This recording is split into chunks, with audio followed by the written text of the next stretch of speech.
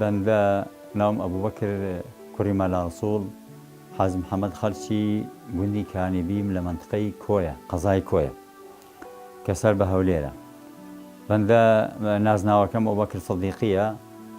و من هەر لە ساڵانی لە شەسەکانەوە دەستم کردووە بە خوێندن، ئەلبەتە خوێندنی حوجرە.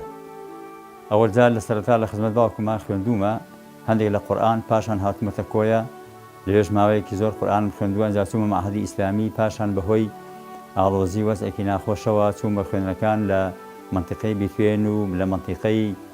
قەسر و ماکۆس و لە ئێران و لە منطقەی قەڵازێ و پاشان لە سلێمانی و لە سلێمانی ئیجازە وەرگرتووە لەسەر دەستی لە خزمەت مامۆستا مەلا حوسێنی دەشتەوی کە مەلایەکی گەورە بوو لە شاری سلێمانی، پاشان لە خزمەت مامۆستا مەلا عوسمانی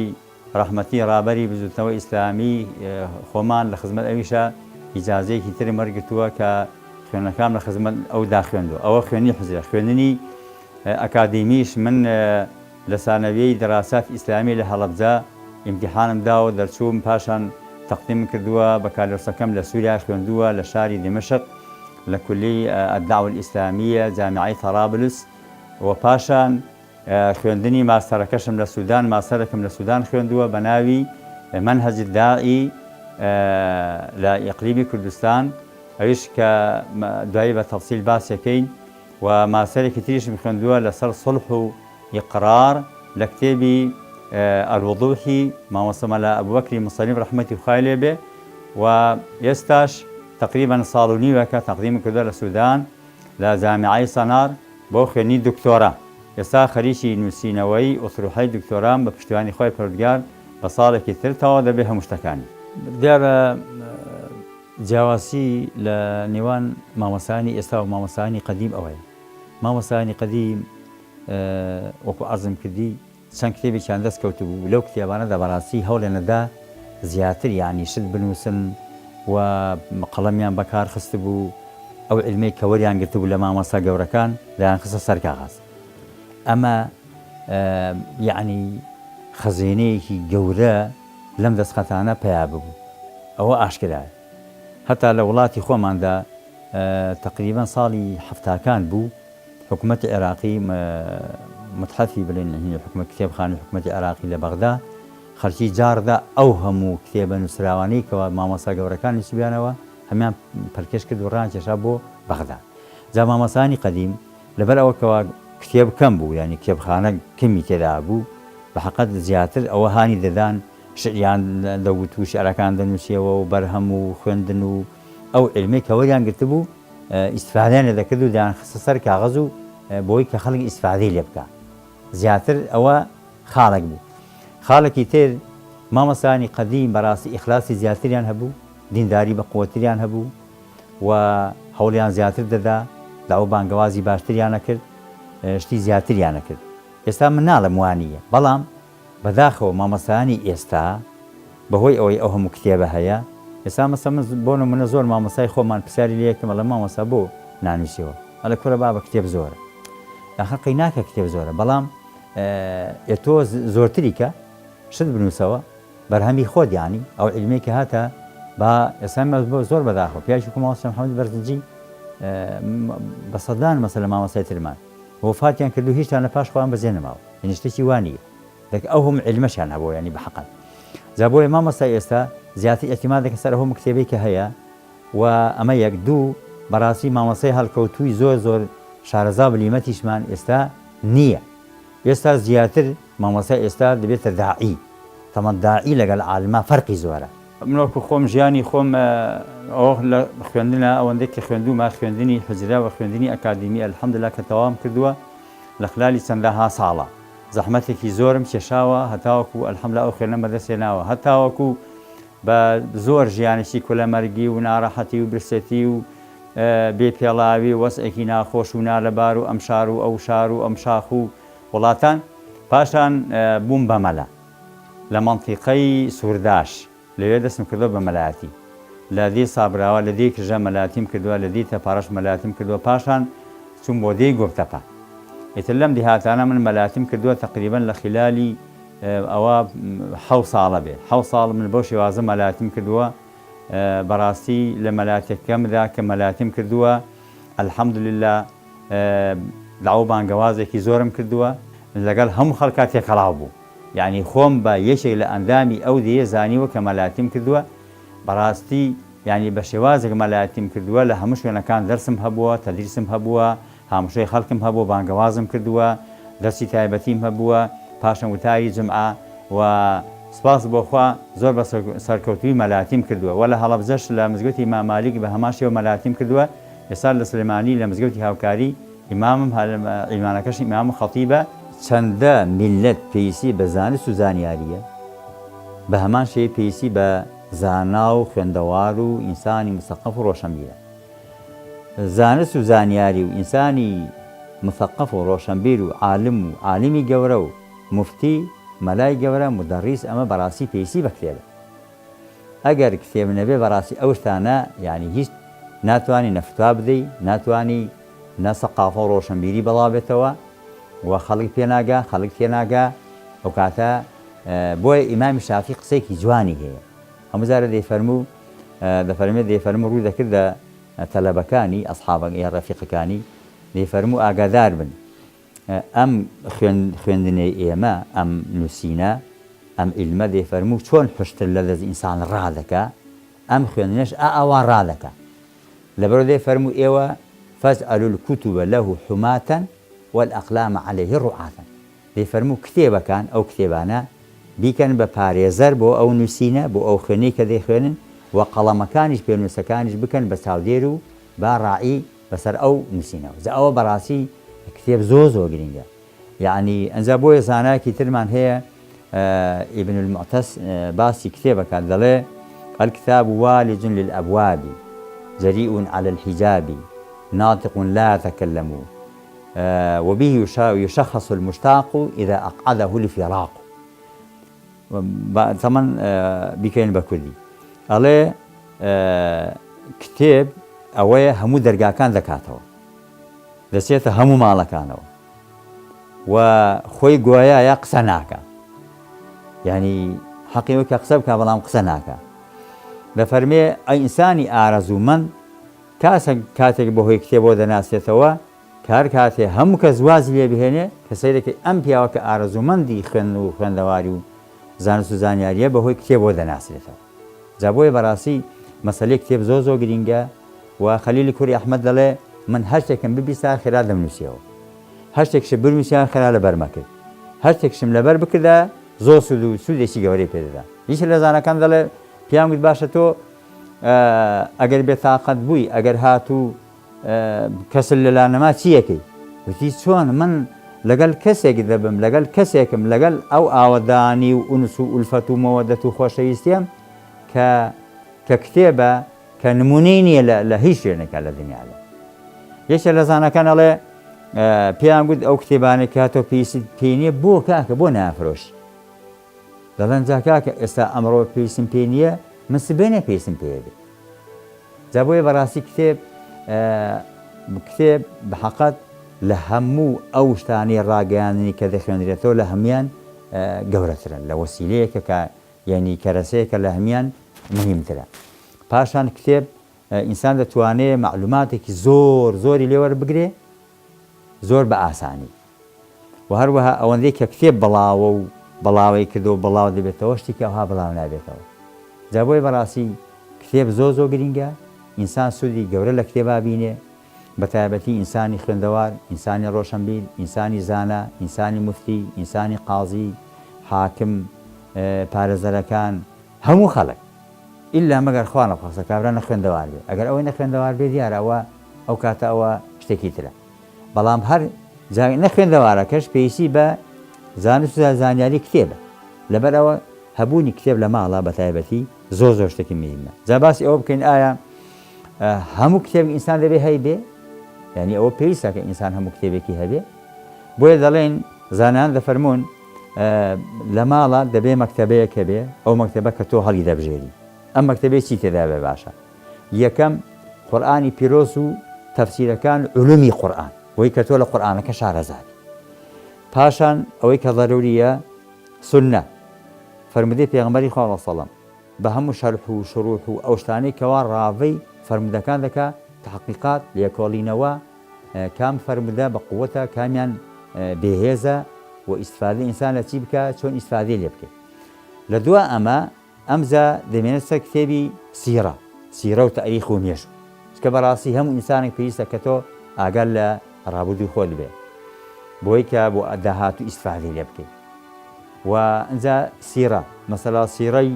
ذاتی پێغەمبەری خوا سەڵەم ئەسحابەکان وەلەمانی ئیسلام خولەفای ئیسلام ئەو هەموو کەڵەزانانە ئەو هەموو شۆڕەژێرە ئەو هەموو فەیلسوفە ئەو هەموو حەکیمە ئەو هەموو زانا و بلیمەت و عابقەری و خەڵکە هەڵکەوت و سیاسی و سیاسەتمەدار و زانا و لە هەموو چینی توێژەکان لە ئەوەلی دنیا هەتا ئاخر پێویستی پێی ئەو شتانی ئینسان بیزانێت. پاشان فقهی ئیسلامی بەڕاستی ئەوە ضەروریە کە تۆ هەموو کەس دەبێ ئەو ئەحکام یاسانەی کەوا پێویستە چ واجبە چ حەڵاڵە چ حەرامە چی بکەی چ نەکەی ئەوەش پێویست و ضەروریە. پاشان ئەو کتێبانەی کەوا ثەقافەی عەسری الثەقافە المعاصرە ئەوە بەڕاستی زۆر گرینگە کە ئینسان لە مەسەلەی کۆمپیوتەر بزانێ لە زمانەوانی بزانی زمانەکان بزانی و مەتە بزانی ئەو زانست و زانیاری کە ئێستا هات گەشتوۆتە چڵە پۆپە تۆ لێدا نەبڕێ ئەبێ ئەوشتانە بزانی بە حەقەت. جا تەمەن کەرەسەی زۆر هەیە بۆکەوە غەیری کتێبی کەرەسەی تر هەیە ئەمە ئینتەرنێتە و مەسەلا شتەکانی ترە ئینسان بەکاری بێن ئەو زۆر ضەروریە. مامۆستای ئێمە ئێستا ئەم سەردەمە زیاتر ئیتفا دەکا بە فەیسبوک بۆ کتێبانەی کە هەیەی بەڵام زۆر لە مامۆستاکانی زۆر بەداخەوە ئیسفادە لەو کتێبان ناکەن کە کڕێوێتی مەسەڵی مەلای وا هەیە کتێبە کڕێ بەڵام لە کتێبە بۆ جوایندایانێ و لەوانەیە 10 ساڵی جارێک تەماشای نەکە. لە هەمووشی گرنگتر یعنی کە ئێمە پێویستیمان مەلا بەڕاستی پێویستی بۆیە کە زۆر بەساشی لە قورئان حاڵی بێ ئەمە هەموو تەفسیری هەیە بەڵام ئیسفادەی لێ ناکات ئەنواعی تەفسیر ئەمە هەموو ئەحکامی ئایات ئەمە هەموو فەرمودەی پێغەمبەری خوا ئەمە هەموو کتێبە حەدیثەکە هەیە بە سەدان کتێبی حەدیث هەیە ئیسفادەی لێ ناکات. بۆیە سێرەکەی کە ئەگەر حەدیثێک بێتەکایەوە نازانم حەدیثە ئایا زەعیفە بەهێزە بە لە ماڕەتی کردوێتەوە یا مەقبوڵە چ حکومێکی چه ئەحکامێکی ئیسلامی لێ وەردەگیرێت چەند فەوائیدێکی هەیە چەند سوودێکی هەیە. تەماشاوی کتێبانە کە شەرحی سوننا کردووە ئەم هەموو ینی خەزێنەی علمی تێدا هەیە بەڕاستی بەڵام بەداخەوە مەلا و علەمای ئێمە لێ بێبەشە ینی گوێی ناداتێ خۆی ماندوو ناکە زەحمەت ناکێشێ وتارەدا شتی زەعیف و لاواز باسەکە مەثەلا دەچێتە مەسائیلی ینی قەزەیەکی ژمارەکردنەوە ناتوانێت دوو حەدیثی بە قووەت و گەورە باسکە دوو قسەی عولەما شتی گەورە مەثەلا مانای ئایات فەوائیدەکان باسکە بۆ خەڵکی لە وتاری جمعە بە هەمان شێوە لە مەثەلا زۆر مەلامان هەیە ناتوانێت ڕەمەزان و تارە خوێنێتەوە زۆر مەلامان هەیە دادنیشێت لەم شارە ناچێت جمعێ بکا بۆ خەڵکی ناچێت مەلایەتێک بکە زۆر کەسمان هەیە پیسی حەقی وایە مەلایەتی بکە نایکە زەلەبەرەوە بە حەقات وەکو باسم کرد کۆمەڵێک هۆکاری هەیە کە لە هەمیان زەختر مەسەلەی ئەمەیە جوێنەدانە تەنبەڵیە تەوەزەلیە غەم لە خواردنە بەدووە ژیانی خۆی کەوتووە کامرە مەعاشێکی باشی هەیە ئەڵێ خۆ من ئەگەر هەرچی بیکەمیان نەیکەم مەعاشەکەم هەر هەیە مزگەوتەکەم هەیە کە دەستی کرا بە قسەکردن قسەی زلەکە بەڵام قسەکانی کە زلە ینی شتی زۆر بە قووەتی تێدا نییە خۆ هەموو کەس دەتوانێت قسە زل بکە بەڵام قسە بە قووەتیان بێ قووەتە جا ئەوە بە حەقەت یعنی یەکێکە لەو نەخۆشیانی کە مامۆستانی ئێمە هەمانە و بۆ ئەنجا مستەقەفەکانمان ڕۆشنبیرەکان سێرەکی ڕۆشنبیری وامان هەیە مەثەلا زۆر قووەتێکی باشی هەیە دەتوانێت لە قورئان و سنە چاک شارەزا بێ ئەقوالی عولەما داو بانگەواز چاک لێی حاڵی بێ بڵاوی کاتەوە هیوا مەسە ئینگلیزی دەتوانێت ئەزانێت دەتوانێت بۆ ئینگلیزیە مەسە تەفسیرێکی قورئان بنووسێت بەڵام نانووسێتەوە گوێی ناداتێت ئەوانە کەمن یان ئیوا دەتوانێت مەسە بڵێن تەفسیرێکی بە کوردی جوان دابنێ بەڵام نایکە هیوا دەتوانێت وتاری باش بۆ خەڵکی بخوێن بەڵام نایکە هیوایە بیتر ئاوا بۆ شێوازانە جاوەل حاصل ئەمە بە حەقەت نەخۆشیەکە توشمان هاتووە کە من لێرەوە لەم بڵێن کەناڵی پەیامەوە ئامۆژگاری خۆمەکەم پاشان ئێهۆم و مامۆستا و عولەما و ڕۆشنبیر و مثەقەفانەکە بە خۆمان دابچینەوە هیچکەن لەبەر خاتی خوا ئیخلاسمان هەبێ و دەستکەین بنووسین هەتاوەکو ئۆتەمەنێکە هەمانە شت بنووسین ئیسفادە میلەتەکەمان ئیسفادەمان لێ بکە بیسێناوە میلەتەوە بزانین میلەت پێویستی بەچی هەیە بەچۆ بازار کاکە 6 7 دوکان لێ دابنیشە بۆیان باسکە پێویستەکەوا تۆ مەسەڵێن باسی مامەڵەکردن خەڵک ئێستا ئەوانەی کە لە بازاڕن مەیدانی بە زۆری پیسان بە ڕوونکردنەوە زۆر گەورە هەیە بەڕاست بزان کە ئەو معاملەی کە دەیکەن ئەمە حەڵاڵە ئەوە حرامە ئەمە ڕیبای تێدا کاویان بەرەو ڕیبا دەچێت سوو خواردن ئەوە بە حەقەت ضروریە جایی وا هەیە خەڵک قسەی زیاتر لێوە دەگرێت ئەوە واجبە زیاتر بچێتە ناو خەڵکەوە وا هەیە مەسەڵێن مامەسەی وا هەیە قسەکانی مەتەبەرە ئەبێ زیاتر بۆ خەرچی ڕوون کاتەوە ئەگەر نەکەین بە خۆمان گوناهبار و تاوانبار دەبین تر دوایش خوای تەعالی محاسبەمان دەکات لەسەر ئەو عیلمەکە وەکو لە حەدیثەکە دەفەرمێ هەموو ئینسانێک لە ڕۆژی قیامەتە پێ لەبەر پێ نانێت تاوەک پرسیاری چواشتی لێ دەکەن یەکێکیان لەو عیلمی کە دەفەرمێ ئەم عیلمە کە وەردەگرت چۆن بڵاوت کردەوە بۆ بڵاون نەکردەوە بۆ کەتمت کرد چۆن بڵاو کردەوە ئایا خەڵک ئیسفادەی لێ کردی تۆ ئیسفادە لە خەڵک کرد ئایا بۆ شێت بڵاو کردەوە بۆی دەسەڵاتدارەکان ئیسفادە لێ بکەن فتوایی بەغەڵەتت پێ بدەن یان نەخۆ لەبەر خاتری ئەوە بکەوە علمی خوای تەعالی حەڵاڵ و حەرام بۆ خەرچی ڕوونکەیەوە جەواب بە حەقەت ئەوە ینی بۆ خۆمان زەرەری خۆمان ئەگەر ئەو شتانە خۆمان چاک نەکەین من سەبارەت بەو بەرهەمەیە ئەو بەرهەمانەی کە هەمە نووسیومە ئەلبەتە وەکو گوتم 25 ساڵ لە پێش ئێستاوە زۆر خولیای نووسین بووم ینی زۆر حەزم کرد کەوا شت بنووسم ئەلبەتە کە دەستم پێکرد ئەوە بوو لە هەڵەبجە من لە معهەدی ئیسلامی لێ دەرسم دەگوتەوە معهەدێکی گەورامان هەبوو معهەدی ئافرەتان معهەدی ئیسلامی لەوێەوە تەمەن کتێبێک بەناوی فقه المرأة المسلمة دەستم پێکرد زیاتر ئەو ئیسفادەم لەوە دەکرد یعنی چکە ئەو ئەحکام یاسانەی کە تایبەت بوو بە ئافرەتان هەبوو ئیسا لەوێ من دەستم کرد بە نووسینی ئەم کتێبە ئێستا تەمە کتێبەکە هەیە بەڵام ئەمە نووسنگەی تەفسیر ئەمە چاپی دەبێتە چاپی چوارەم بۆ منیان ناردۆ کە شتی لەسەر بنووسم و لی زیاد کەم و ئەو سەرچاوە تازانەی کە ئێستا هاتوونەتە بازاڕەوە لە کتێبخانەکان هەیە ئیسفادەی لێ بکەین ئەلحەمدوللا ئێستاوە خەریکی ئەوەن بۆ چاپی چوارەم ئەمە ئەم کتێبە دەتوانم بڵێم کۆنتترین کتێبەکە من لە هەڵەبجەوە گوتومەتەوە دووسێ خوشکی نووسیانەوە پاشان بۆ خۆم کردم بە کتێبێک و ئەلبەتە ئێستا من دوو کتێبی ئەوام هەیە یەکێکیان ئەمە بوو پێما بێ لە ناو کتێبەخانەکان ئەگەر لەلام نەبێ هەر عینەن تەرجەمەی فقه المرأة المسلمەیە ئەویش چاپ کراوە تقریبان چاپی چوارەمە کتێبخانەی سارا چاپیان کردووە ئەمە چاپی چوارەمە ئێستا بەڵام ئەوەشیان ئەمە چاپی چوارەمە نووسنگەی تەفسیر دەیکا بەناوی فقهی ئافرەتان شتر هەرچی کە پێویستی ئەمڕۆی سەردەمی ئەمڕۆژ بۆ ئافرەتان هەمووی تێدا هەیە پاشە من کتێبێکی تر نووسیوە دەربارەی پەروەردەی منداڵ بە ناوی فقه و پەروەردەی منداڵە جگەرگۆشەکانمان ئەوەش تەمەن ئەمە بڵێن نیوەیەتی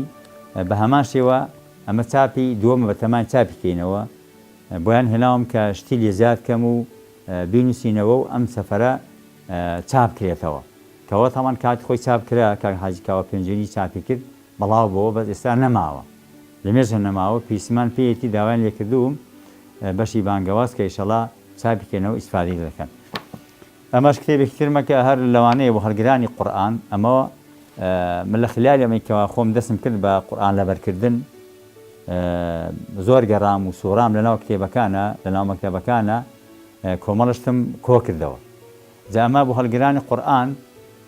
هەر لەسەر شێوازی کتێبەکە ئیمام نەوەوی کە دەفەرمێ التبيان في آداب حملة القرآن لەسەر ئەو شێوازە نووسیمە بەڵام ئەمە دەخاڵە ئەم دەخاڵە هەمووی بۆ ئەو کەسێک کە قورئان لەبەر دەکا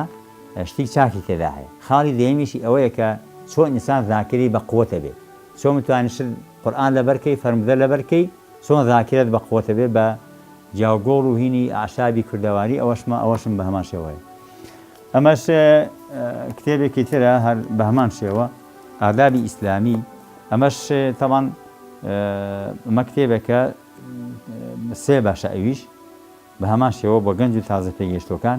هەرچی ئادابی ئیسلامی هەیە تقریبەن ئێستا بە تەمای ئەوەم کە ئەمە چاپی دووەمە چاپی سێمیش ئێستا لە ڕێگایە بە تەمای چاپی کەینەوە چاپخانەی زانا سیڤا بە تەمای چاپی کاتەوە بۆ جارێکی تر بڵاو دەبێتەوە ئیشەڵا بۆ خوێنەوارەکان ئەمەش کتێبێکی تری هەری خۆمە ڕێبازی پەرۆدەی مناڵ ئەمەش دوو بەشە بەشێکیان باسی چۆن نوێژ دەکەی چۆن بە ڕۆژوە بی چۆن زەکات چۆن ینی فێری سوود و قازانجەکانی دەژێر هەڵگرتن و تارەگرتن و دەژێر ناویچیە نوێشکردن ئەمانی تێدا هەیە بەشەکەی تریشی باسی عەقیدە و کۆمەڵێک ئادابە ئەمەش بە هەمان شێک کتێبخانی تیشکی چاپیان کردووە ئێساش بە هەمان شێوە خەریکی چاپی بکەنەوە بە جارێکی تر ئەمەش کتێبێکی ترە کە هەر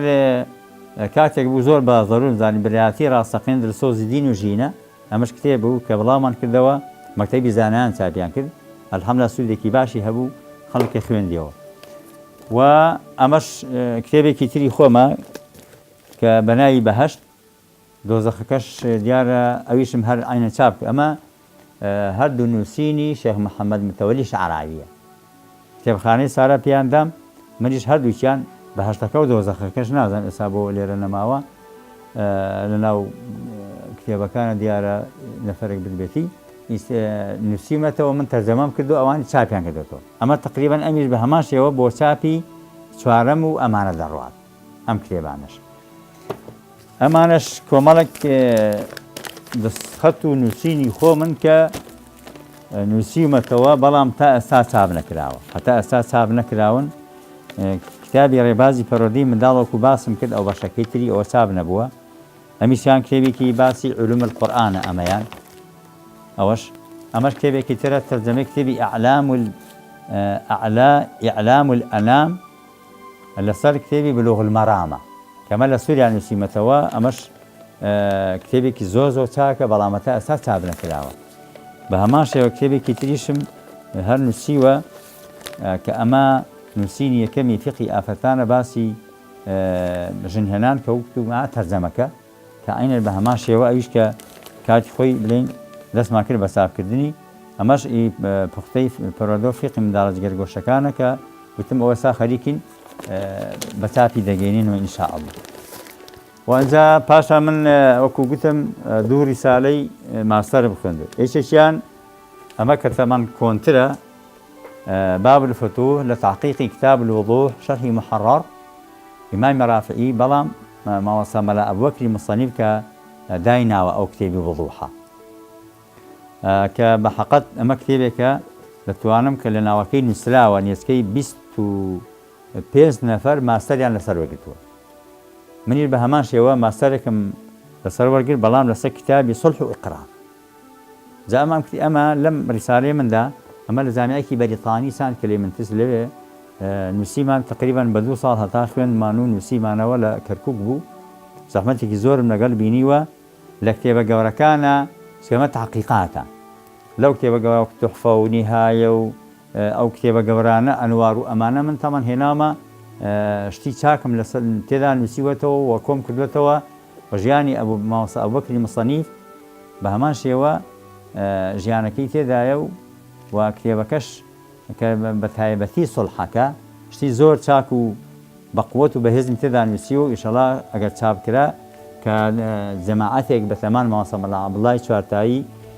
لەگەڵ کۆمەڵێکی تر مامۆستا عەبدوڵڵای نەجمەدین بە تەمان هەمووی کۆکەنەوە و چاپیکەن ئەوە ئێستا خەریکی ئەوەن کە ئیشەڵا خوای تەعالە تۆفیقیان بدا بۆیان بکرێ شتێکی چاکە ئەمەش رسالەی دووەمە ماستەرەکە منهج إعداد الثقافي للداعي في كردستان العراق وأثره في الدعوة كما السودان من صالي 2014 تەواوم کردووە بەڕاستی ئەم ریسالەیە شتی زۆر نەڵم کتێبی خۆمە خۆم نووسیمە بەڵام شتی زۆر چاکی تێدا هەیە یەکێک لەوانە کە چەند خاڵێکی من باسیەکەم لەوانە باسی ئەوە دەکا ئینسانی داعی چۆن ئیستیفادە لە کتاب و سنە بکە چۆن داوایان پێ بکە بە چ شێوازێک یعنی چۆن تۆ ئەم قورئانی پیرۆزە بکەی بە مەزەرێکی یەکەم بە سەرچاوەیەکی گەورە بکەی بە خەزێنەیەکی زۆر جوان بۆ خەڵکی بەڵاویکەیەوە سنە بە هەمان شێوە و خاڵێکی ترمان کە زۆر گرینگە ئەوەیە کەرەسەکانی وەسائلی داوە بانگەوازی ئەم سەردەمەی ئێستا الوسائل المعاصرة ئەوە چن ئەوانە هەر لە ئینتەرنێت و لەوە هەموو شتانەی کە هەیە شتی فەضائی ئەوە تەمان من باسم کردووە خاڵێکی کە زۆر گرینگە لێرەدا کە باسم کردبێ لە فەصلی دووەم ئەمەیە باسی داعی دەکە، شخصی داعی، ئەخلاقی داعی، تەجاروبی داعی، ئینسانی بانگخواست و ڕەوشتەکانی چۆن ئەو علمەی کە پێیەتی ئەو داوە بانگەوازە چۆن بکات، چۆن بەڵاوی کاتەوە. خاڵێکی تریش کە زۆر گرینگە ئەوە باسی شتێکم نووسیوە کە ڕوحی شەریعەتی ئیسلامە، کەسێک کە باسی مەقاسیدی شەریعەیە، مەصالح و مەفاسید، یعنی ئەو شتانێکەوە مەصالحی ئەم میلەتن، مەصالحی میلەتە ئەبێ بەرپا بکرێ، ئەو شتانش کەەوە مەفاسیدە، شتە گەندەڵی و مەفاسیدەکان لەناو میلەتە ئەبێ لەناو ببرێن و نەمێنن. ئەوەش بە هەمان شێوە لەم ڕسالە نووسیمە کە ئینشەڵڵا بەتەمان چاپیکەین. ئەو کاتە مامۆستایانی بەرز و بەڕێز بانگخوازەکان ئینشەڵڵا ئیستفادەی باشی لێ دەکەن، بە تایبەتی بەشی بانگخوازانی مەکتەبی زانایان و برین بەشی ئەنجومەنی بانگەوازی کۆمەڵی ئیسلامی بەتەمان ئەوانش تەمەن بە هەمان شێوەشتیوان هەیە، ئەمان ئەو کاتە ئینشەڵڵا ئەوانی ئیستفادەی لێ دەکەن. ئەمە و بەدەیان شتی تریش نووسیوە، بەڵام لەبەرەوەکەوە من بڵێن وەکو خۆم ناتوانم چاپیان کەم و زۆر کات و مەجاڵەکەم نەبووە، هەر ماونەتەوە و هەندێکیان تەواو نەبوون، هەندێکیان خەریکن تەواو دەبن. ئێستا لەناو کۆمپیوتەرەکەم تقریباً 4-5 کتێبێکی تێدا هەیە، یەکێ لەوانە کە خەریکە تەواو بێ زۆری نەماوە، باسی مژدەدەرانی ئەم سەردەمە دەکات، ئەو ئەوانەی کە ئەو فەرمودانەی کە مژدە دەدەن بە هاتنەوەی ئیسلام،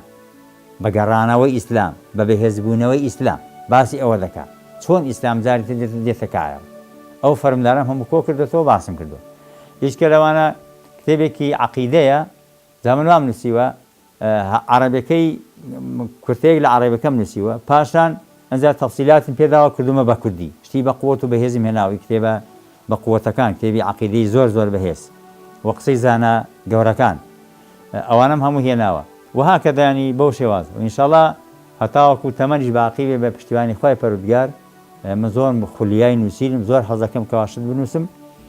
ئەو علمەی کە وەرم گرتووە ئینشەڵڵا هەوڵەدەم بیخەمە سەر کاغەز بۆی کەوە ڕۆڵەی داهات و گەنجە جوانەکان ئیسفادەی لێ بکەن و سوودی لێ وەربگرین ئینشاءالله. بەنسبەت خوێنی دکتۆراکەشە من تقریبا ساڵ و نیوەکە وەرگیرام لە سوودان لە جامعەی سەنار لە سوودانە، بەشێکی لە خورتومە، البته ئەویش بە ناوی المنهج الدعوي والفكري للحركات الإسلامية. ئەویش تقریبا زۆرم لێ نووسیوە، خەریکە فەسڵێکیان بنووسم ئینشاءالله